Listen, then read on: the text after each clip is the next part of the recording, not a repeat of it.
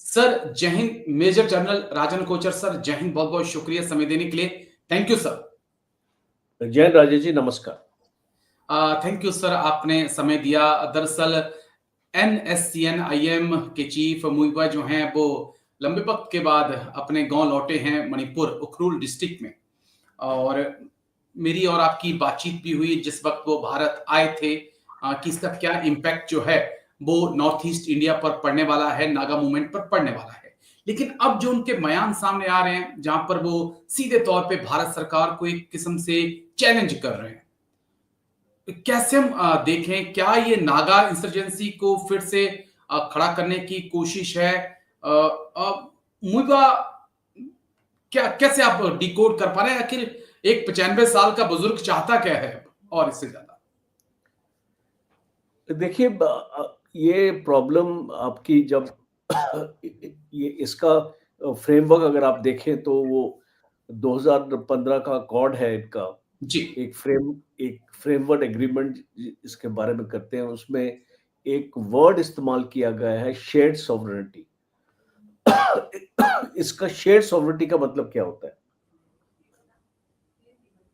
देखिए, उस टाइम पे आई थिंक गवर्नमेंट को जल्दी थी कि एक एग्रीमेंट इनके साथ करने के लिए, और फिर जो भी इनकी कंडीशंस थी उस पे इतना आई डोंट थिंक वो लोग डीपली गए थे, क्योंकि शेयर्ड सॉवरेनिटी का मतलब है कि आप एक अ, उनको भी एक सेपरेट आइडेंटिटी देने की कोशिश कर रहे हैं। सॉवरेनिटी का अगर आप मतलब ओके। देखें तो नागा अगर बोलते हैं कि हमको हमारी कॉन्स्टिट्यूशन और जो 3 डिफेंस आप रख लीजिए, फाइनेंस आप रख लीजिए, इकोनॉमी के जो क्षेत्र आप रख लीजिए, और इंटरनल सिक्योरिटी के जो भी आपके मैकेनिज़्म्स हैं, आप उसको सेंटर से कंट्रोल कीजिए, और बाकी आप पावर्स नागा को दे दीजिए। इसका मतलब होता है शेयर्ड सॉवरेनिटी। ओके। कायदे से अगर आप देखें तो ये कुछ पावर्स सेंटर को दिए जाते हैं, कुछ पावर्स इनको दिए जाएंगे। पर जो 2015 की एग्रीमेंट हो गई, 2025 हो गया, कोई एक्शन हुआ नहीं। तो इसीलिए अभी ये मैदान में उतरे हैं। देखिए, 50 साल के बाद ये इसको विजिट हो रही है, और और जो इस तरीके की स्टेटमेंट्स आ रही हैं कि अगर हमको हमारा हक नहीं मिलेगा, तो हम हथियार उठा लेंगे।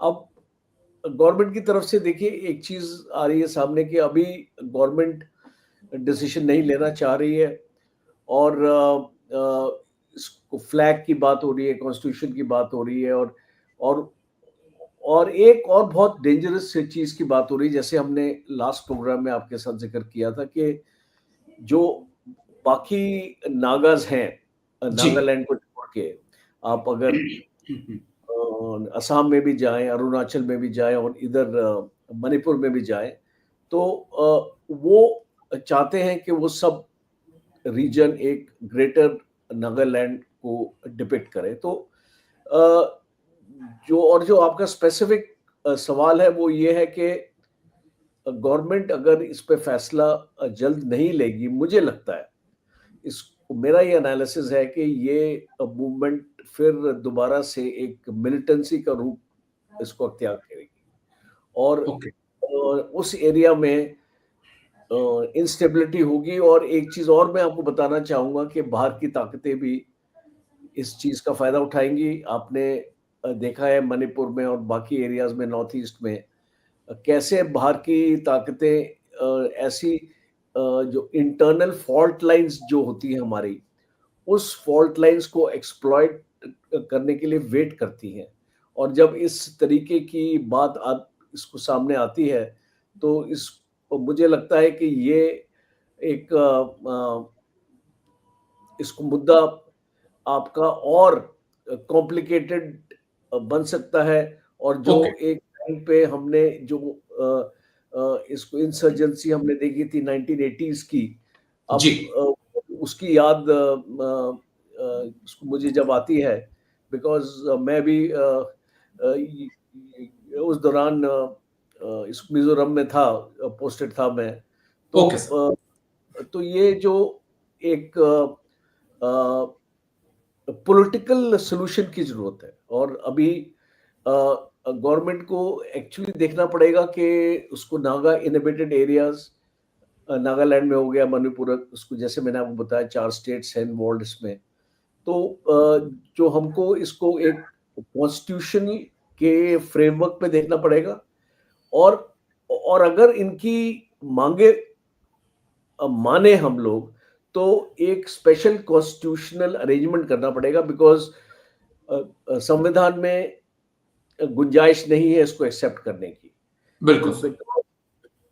कोई सेपरेट फ्लैग नहीं हो सकता है, कोई सेपरेट कॉन्स्टिट्यूशन नहीं हो सकती है। अगर आप भारत का हिस्सा हैं तो आप भारत की कॉन्स्टिट्यूशन को फॉलो करेंगे और भारत के झंडे को फ्लैग करेंगे। आप एक अपना सेपरेट झंडा नहीं अपना लगा सकते हैं और इसको ये लोग कोशिश कर रहे हैं बताने के लिए कि भाई हमको जबरदस्ती एक्सेशन 1947 के बाद जब एक्सेशन हुआ और जो हमको जबरदस्ती जो इंडिया ने अपना हिस्सा बनाया, हमने वो ये उसकी एग्रीमेंट नहीं दी थी उस टाइम पे। तो ये इस इशू को रेज करने की कोशिश कर रहे हैं और तो अभी इसको काफी इश्यूज अनसॉल्व्ड है।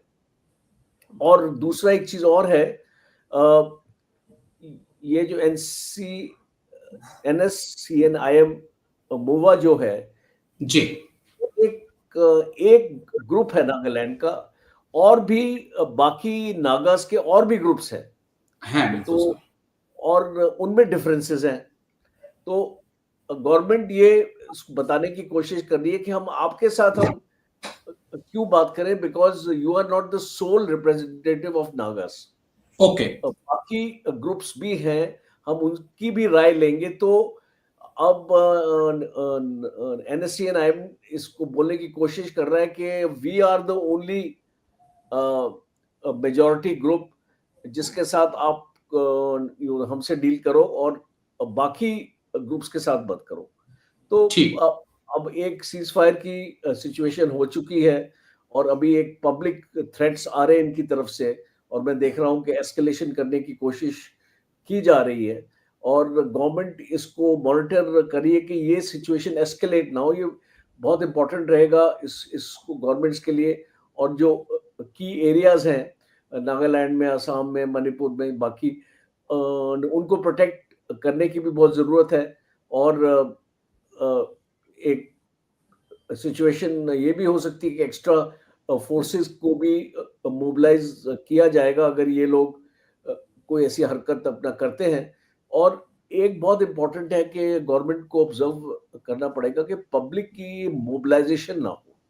ओके। बिकॉज आपने उधर भी देखा था मैतीज और कुकीज के एरिया में। में जब ये हुआ था, तो जब पब्लिक की मोबिलाइजेशन होती, जैसे मार्चेस हो गए, परेड्स हो गए, और हथियार के साथ लोग निकलते हैं बिकॉज इनके पास भी हथियार है, जी। तो फिर उसका एक डर ये रहता है कि ये एक एस्केलेशन ना कर जाए। बिकॉज अगर कोई ऐसा इंसिडेंट हो जाए जिसपे सिक्योरिटी फोर्सेस को फायरिंग करने की जरूरत पड़े तो फिर वो सिचुएशन आउट ऑफ हैंड चली जाती है। तो आई थिंक गवर्नमेंट को इसका संज्ञान लेना पड़ेगा। ये इंपॉर्टेंट मुद्दा है और इसको अंडर द कारपेट नहीं रख सकते। नहीं रख सकते। और क्योंकि इससे पहले हमने देखा कि मणिपुर में कुकी लैंड की बात उठी और अब ग्रेटर नागालैंड की बातचीत हो रही है और खबरें ऐसी भी हैं कि नगा और कुकी मिलकर जो हैं वहां पर भी एक तालमेल चल रहा है कि दोनों मिलकर क्यों ना एक हम संघर्ष छेड़ें भारत के खिलाफ। ये एक नई चैलेंज होगा भारत के सामने। बस एक और पॉइंट ऐसा जिसके ऊपर मैंने आपके साथ बातचीत करनी थी, ये आर्मी से जुड़ा हुआ है क्योंकि हम